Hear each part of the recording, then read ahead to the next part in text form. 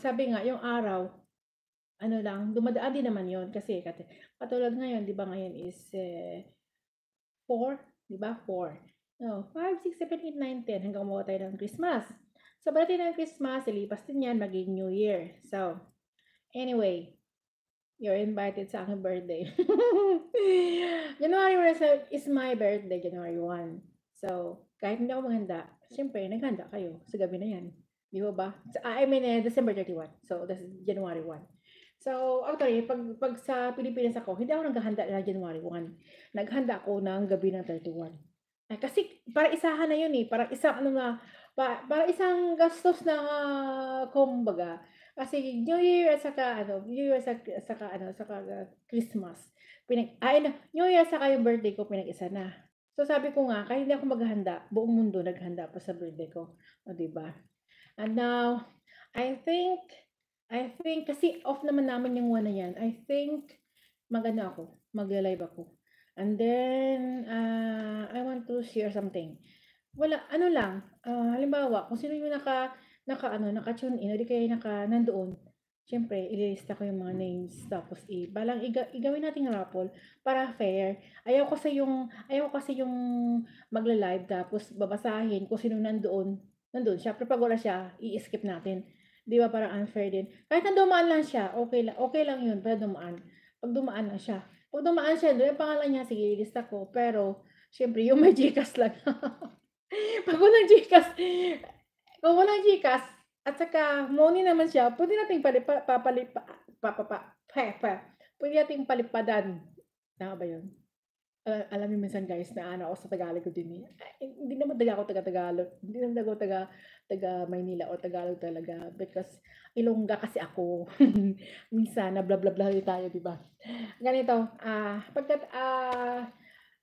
sino nandoon sa January 1 na yun, ililista natin, tapos i-raffle natin, siyempre, with the help of my friends.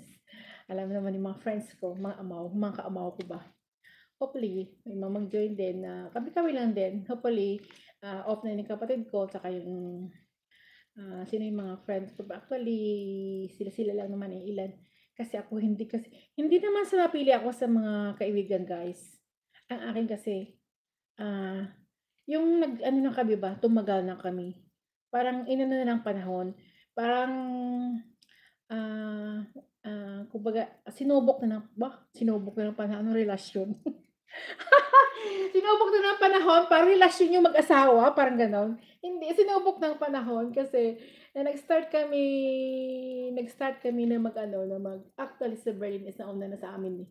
Si Ate Jimmy nauna na rin sa akin. Pero ako talaga pumunta ko ng Hong Kong at nagkakilala kami is 2011. So, the time, hindi naman ako nag-for good, diretso yan. Pero yung iba nag-for good, pumunta ng Dubai, tapos bumalik ulit sa Hong Kong.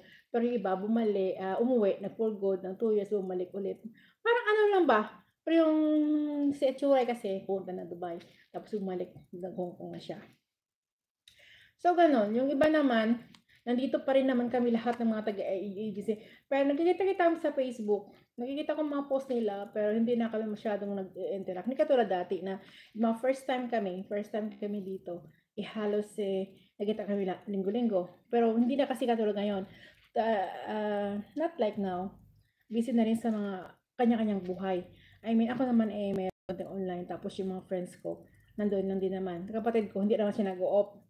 Kasi dito pwede ka hindi mag-off, babayaran naman nila yung araw mo. Pero ako hindi ko kaya yun.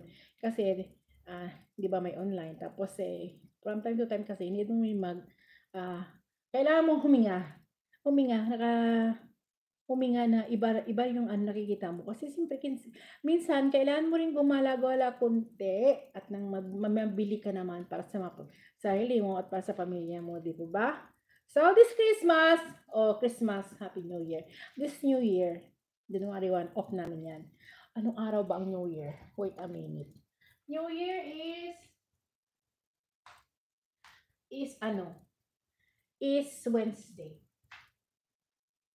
January 1 is Wednesday. 31, okay, Tuesday. Ay, tama pala. Kasi pag ang araw ay ang 25 ay nataon sa araw na yan, ibig sabihin, same ang araw ng New Year. Kaya ano siya,